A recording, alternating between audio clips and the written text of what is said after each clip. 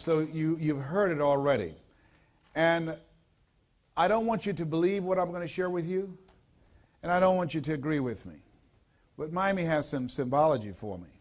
Because in Liberty City, which is just a little north and a little to the west, 62nd Street and 17th Avenue, I was born in an abandoned building. And who would have thought January culminated my 20th anniversary as a speaker? Who would have thought when I left here, going to Orlando, Florida, on a Greyhound bus to join the National Speakers Association to pursue a dream?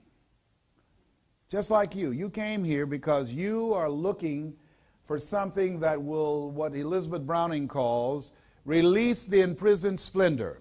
There's something in you that says, I can do better than this. And I enjoy talking to you because of the fact I only attract millionaires or millionaires in training.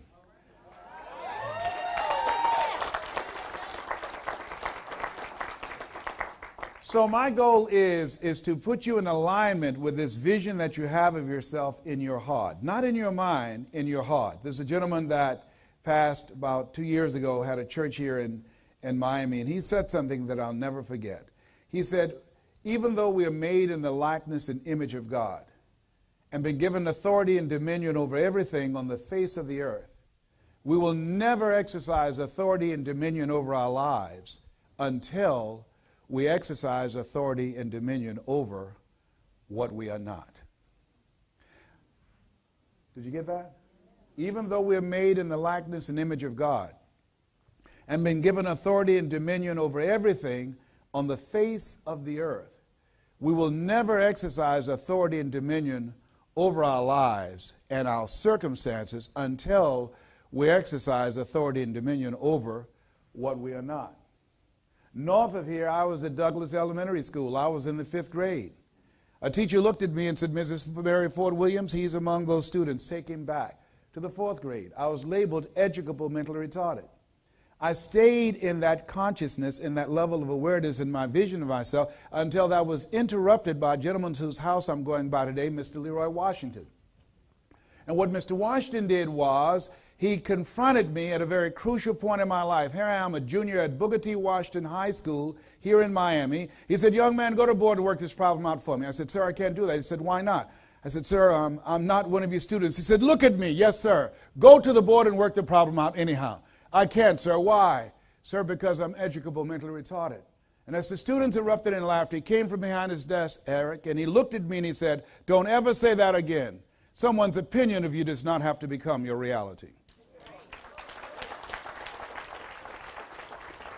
And that was a turning point in my life. On one hand, I was humiliated, but on the other hand, I was liberated. Because he looked at me with the eyes of Goethe, who said, look at a man the way that he is, he only becomes worse. But look at him as if he were what he could be, then he becomes what he should be. See, what we produced and what we manifest and what this minister was talking about, we produce what we subconsciously believe, the story that we have playing in our head out here in life. What I do as a speaker and as I train my speakers is to interrupt that conversation and pay more attention to the listening than you do to the telling of your story if you want to have impact, because at this stage of my life, I'm in my Colonel Sanders years. I've been doing this for over 20 years. I can do it without thinking. I came here last night from Las Vegas. I earned just over $72,000 just in products and speaking engagements combined. I do that. That's easy to do. I do this with my eyes closed.